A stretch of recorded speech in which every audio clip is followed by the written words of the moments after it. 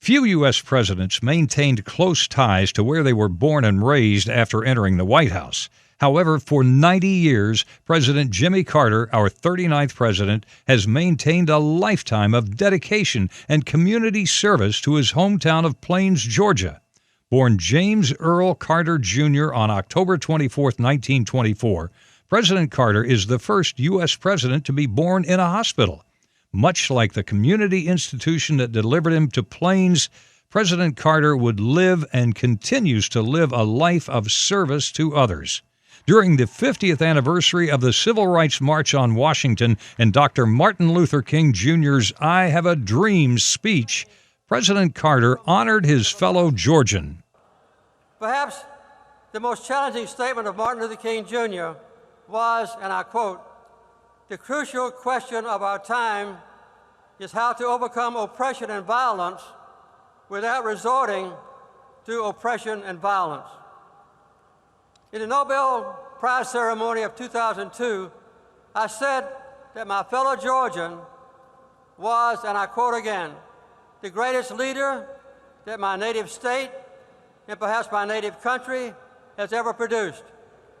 And I was not excluding presidents and even the founding fathers when I said this. In honor of Dr. King on the 2015 National Day of Service, the Hawk Media Club is proud to present the documentary, The President, the Peanut, and the Pulpit.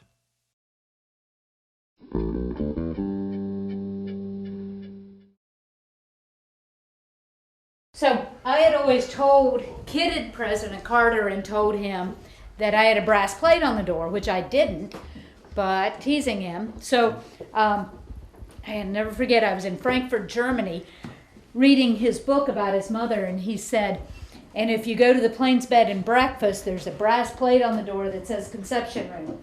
So I called my manager and immediately got a brass plate that says conception room. So the president's not a liar. A lot of people come up here hoping to conceive the next president. That's right. So, and there's a little porch outside, and so their entrance was at that time there were steps going up. So this was where they lived. Now, different people, according to Miss Lillian, President Carter's mother, it really wasn't the conception room, that there's a tree out back. So I need to get a brass plate for the tree out back that says conception tree.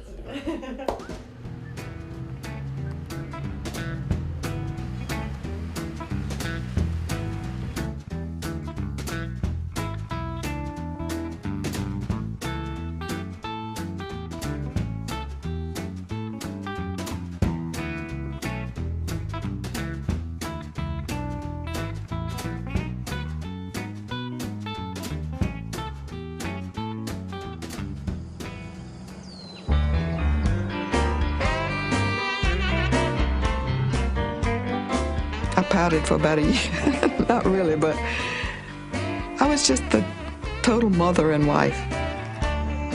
It was tough for a while. We loved it. Plains is a place where at 6 or 7, 8 years old, you can go off by yourself.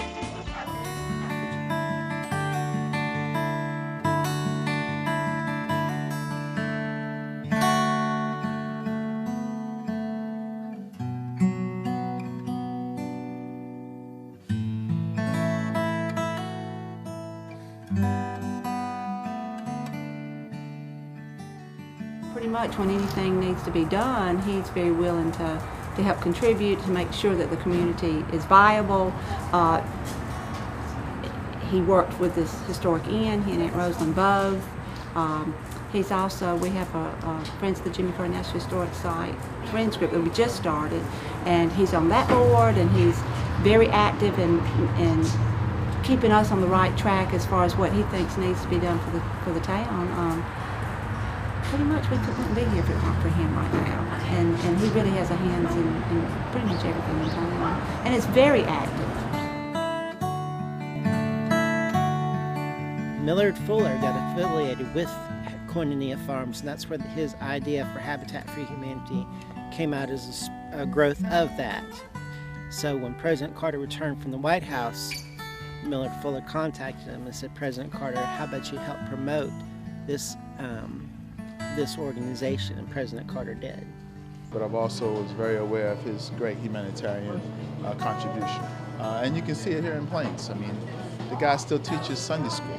I mean, come on. I'm actually wishing it was today so I can go sit in and see what he has to say. I mean, the president's just like anybody else to us, just like another guy in town.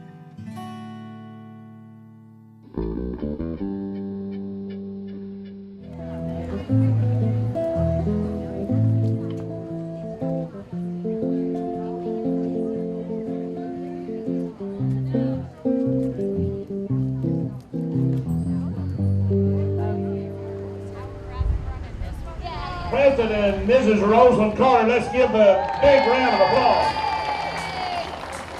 He's brought a lot of stimulation to this economy with his Sunday school classes. The Peanut Festival itself is a huge thing for us, so I would say that he has brought a lot of revenue and a lot of goodwill to this community. It brings together a community, it brings together a commodity. We get a lot of vendors that come from all over the country and a lot of people that see us on the internet and come here from all over the world. So it's a fun family event. You get a lot of people from Florida, Tennessee, Alabama, northern part of Georgia that come on down just to be a part of this big event. Tonight there'll be a big street dance. Gotcha. But it's a fun event. It's peaceful. There's, like you said, nobody gets out of control. We just all have fun. We're going to watch the parade in a few minutes. The siren in the background means they're going to get ready. President Carter is going to be speaking to the audience pretty soon, and then after that, you just go to the park, eat a lot of food, and have a good time. Have a great time. Yeah. This gives us a chance to showcase what we've got in this community, and we are fortunate. President and Mrs. Carter, they sponsor the Boys and Girls Club, and that we bring them out. We have the Carter Center in Atlanta. We bring down their interns to have a chance to showcase them. So we showed a lot of different things that not only showcase the Carter Center and the Carter family, but we also showcase Plains, we showcase Peanuts, and we had I guess there was 1,000 people watching this parade today.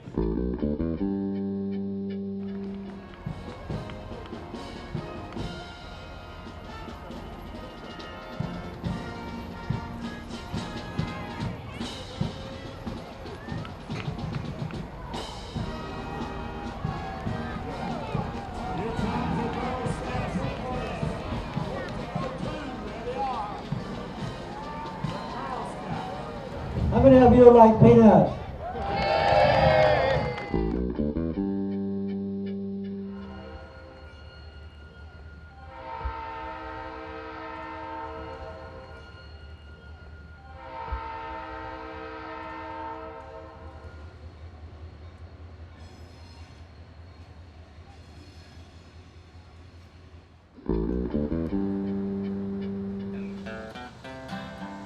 Everything in there still belongs to my mama. So all the artifacts, everything is real personal.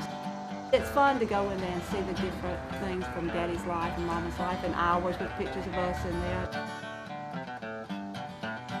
You can eat them straight out of the ground. A lot of farmers, once they harvest the peanuts, they'll just harrow the stems and all back into the ground. As President Carter said, you want to prevent heart disease, you want to prevent diabetes, and you want to prevent colon cancer. You know what you do? You eat peanuts every day. Do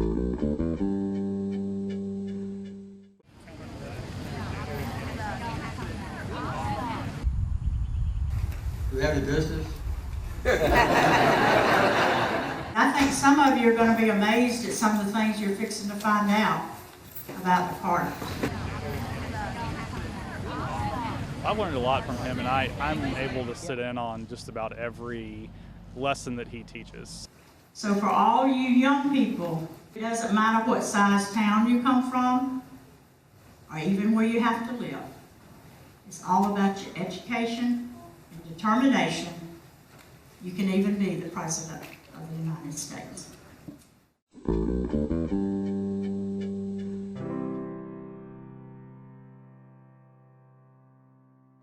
Jesus sat down with this particular woman who was so outcast in her society. And even among Samaritans, the other women wouldn't go to the well with her to get water.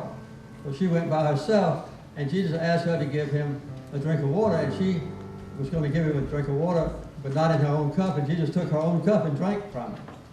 And she was amazed at that. But what happened was that Jesus reached out in order to help people who were in need. I've listened to his teaching. I think it's incredible. The kind of experience and wisdom he brings to the class is meaningful, not just to our guests, but to the members who have been worshiping here for a long time. I think what I like for people to see is how much of a Christian he is when he's at church and he teaches, but yet he teaches a lesson we can use in our everyday life.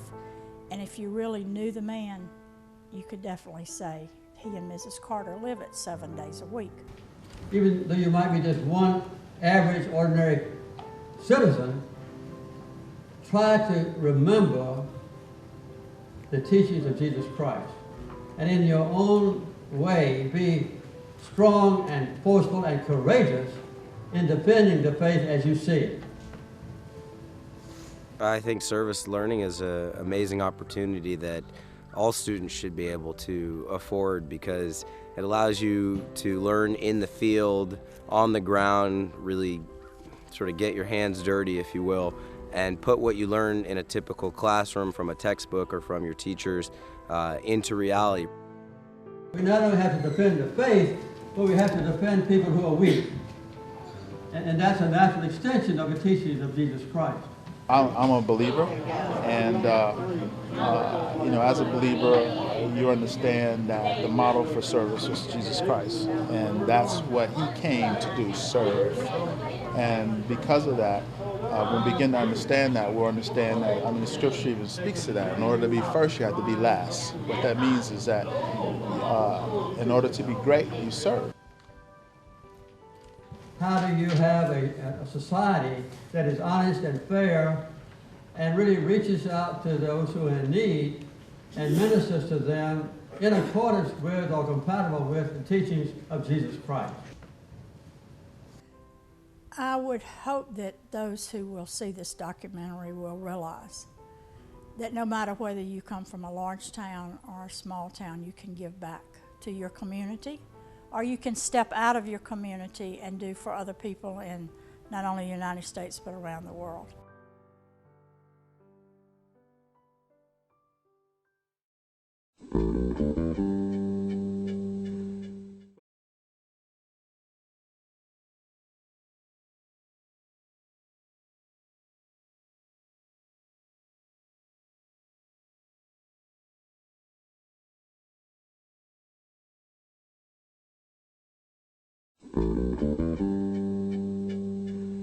When I behold the charm of evening skies, their lulling endurance, the patterns of stars with names of bears and dogs, a swan, a virgin, other planets that the Voyagers showed were like and so unlike our own, with all their diverse moons, bright disks, weird rings and cratered faces.